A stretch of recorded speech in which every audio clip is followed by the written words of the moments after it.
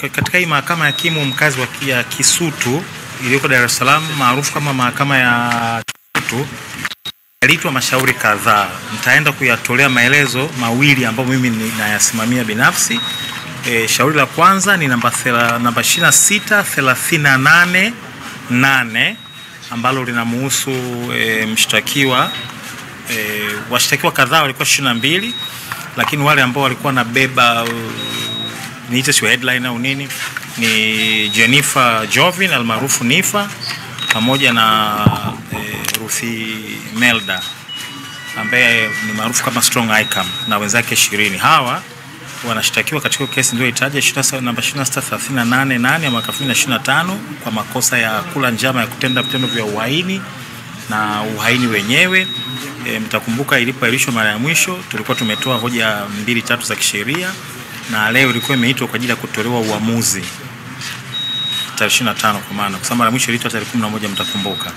Sasa leo mbele shauri limeitwa mbele ya Mheshimiwa Aaron Lyamuya, na upande wa mashtaka umetoa hoja kwamba hawana nia ya kuendelea na mashtaka dhidi ya washtakiwa 20 katika kesi hiyo, isipokuwa mshtakiwa anaitwa Mika Chavala pamoja na ambaye ni mshtakiwa namba 17 nafikiri kama nakumbuka vizuri, pamoja na mshtakiwa wa kwanza Jennifer Jovin almaarufu Nifa. Of course hawajatoa sababu za kwa nini hawa watu wawili Mika Chavala mshtakiwa namba 17 pamoja na mshtakiwa wa kwanza Jennifer Jovin almaarufu Nifa wao hawajafaidika na hiyo huo utaratibu.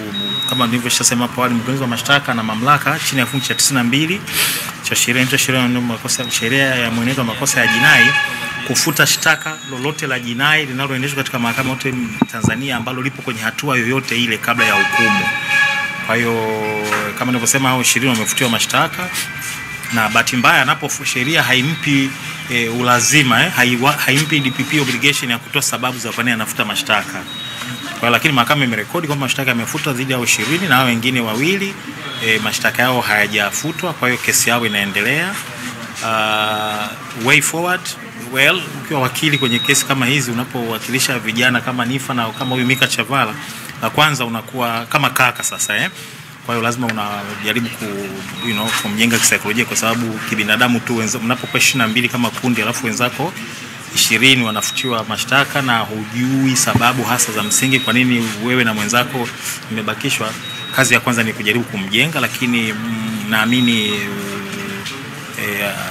amejitahidi kukulielewa, na majukumu yetu sasa kama nilivyosema ni kuendelea sasa na safari ya kisheria ya kumpigania Nifa pamoja na mwenzake Mika Chavala kwenye hii kesi, ili tuweze kuona kwamba linapatikana hitimisho ambalo mwisho wa siku litasababisha na wao pengine waungane na wenzao kwa mjibu wa sheria katika siku ambazo tunatumaini hazitakuwa nyingi sana. Tutatumia uwezo wetu wa kisheria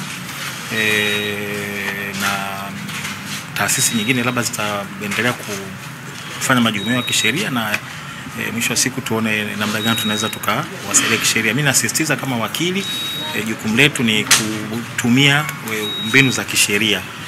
Kama kuna yapo ambayo yanafanyika na taasisi nyingine, hayo ni ya kwao, ambapo sisi hatuna namna ya kuya influence, lakini kwa hapa lilipo sasa hivi tutaendelea na tumetoa taarifa mahakamani, na ndio maana tumeomba hii shauri lisiende mbali sana.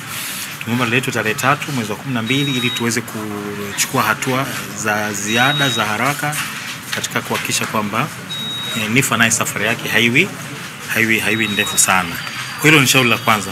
Kuna shauri lingine la ambalo namba 26387 la mwaka 2025, Paulina Palangio na wenzake au kuna Benadetta Liza, wenyewe washtakiwa walikuwa 94, lakini bahati mbaya leo mahakamani wameletwa washtakiwa 92. Upande wa mashtaka umedai kwamba hao watu wamesaulika magereza. Sio swala langu, ninatoa taarifa iliyojiri. Kwa hiyo na yenyewe katika kesi hiyo wameachiwa jumla ya watu out of kwa kifupi wamebakishwa washtakiwa 4.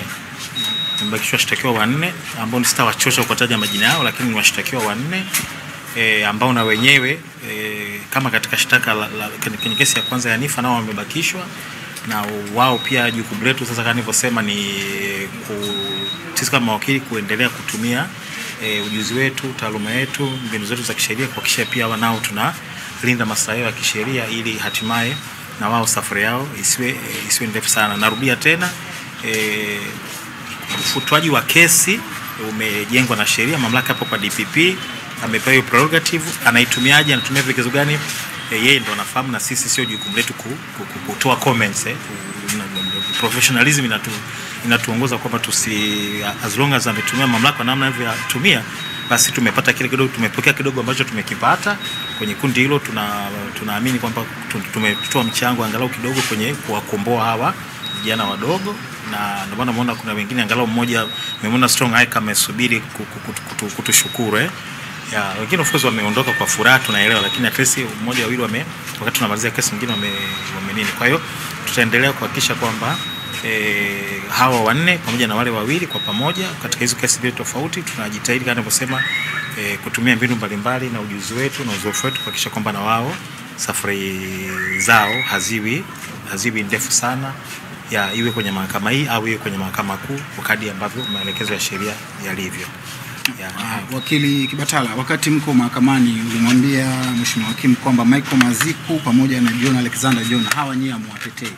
Kwa nini hao katika kundi la watu ambao mko mnategemea kuwatetea au ambao mlichukua jukumu la kuwatetea? Well, ni swala tu la logic, ni swala tu la logic, sisi kisabu cha logic ni nini, lakini hawajaletwa mahakamani wakitokea gerezani. Hatufahamu mpaka sasa hivi hali yao ikoje, wako wapi.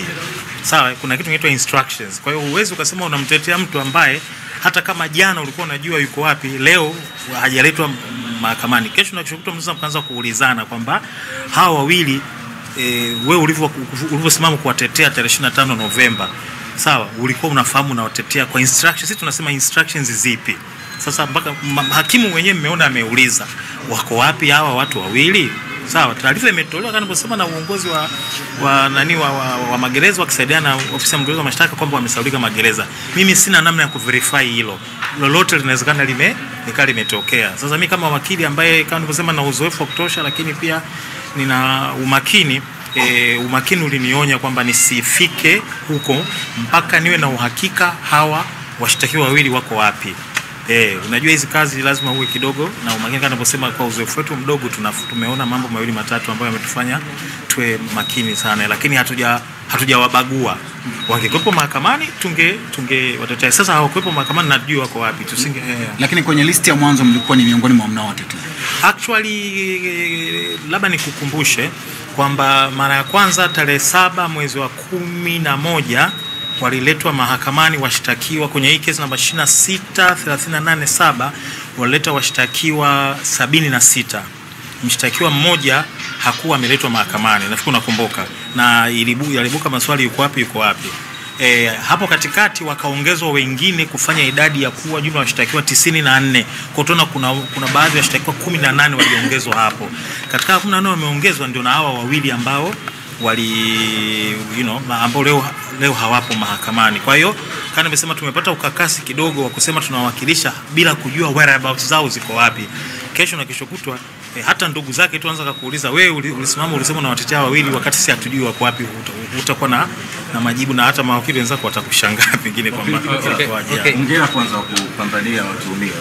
Tofauti ya kesi ya Niffer na watuhumiwa wengine kisheria ikoje mpaka inakuwa na wakati mgumu? Kama ulinisikiliza ndio yasema, nimesema wameachiwa hawa wengine kwenye kesi ya Niffer ambao walikuwa 22. Hawa 20 wameachiwa chini ya kifungu cha 92 cha sheria ya makosa ya jinai ambacho kinampa DPP, mkurugenzi wa mashtaka, mamlaka ya kufuta kesi muda wowote ule bila kutoa sababu kwa mtu yote kwamba kwa nini amefuta. Kwa leo ameeleza tu mahakama kwamba mkurugenzi wa mashtaka hana nia ya kuendelea dhidi ya hao 20. Kwa hata hakimu mwenyewe hajaambiwa, kwa sababu sheria haimlazimishi DPP au mkurugenzi wa mashtaka kutoa sababu. Ndio maana nikasema kwa sasa wajibu wetu ni kupokea hawa 20 ambao tumewakomboa mikononi mwetu, wakiwemo Strong Eye kwa namna hiyo ambapo sheria imefanya kazi yake. Wamebaki hawa wawili katika kesi hiyo ya Niffer na wamebaki 4 katika kesi ile nyingine. Kwa wajibu wetu ni kuendelea sasa kuwapigania hawa wengine kwa namna ambayo taaluma yetu inaturuhusu kufanya hivyo. Lakini ukiniuliza sababu, sasa kama nilivyosema, sheria inasema kabisa DPP hana wajibu wa kutoa sababu. Kwa hata mahakama yenyewe imeishia tukisema kwamba imerekodi ilikuwa mgezo wa mashtaka hana nia kuendelea na mashtaka dhidi ya hawa 20 na wale wengine 88 na ikaishia hapo.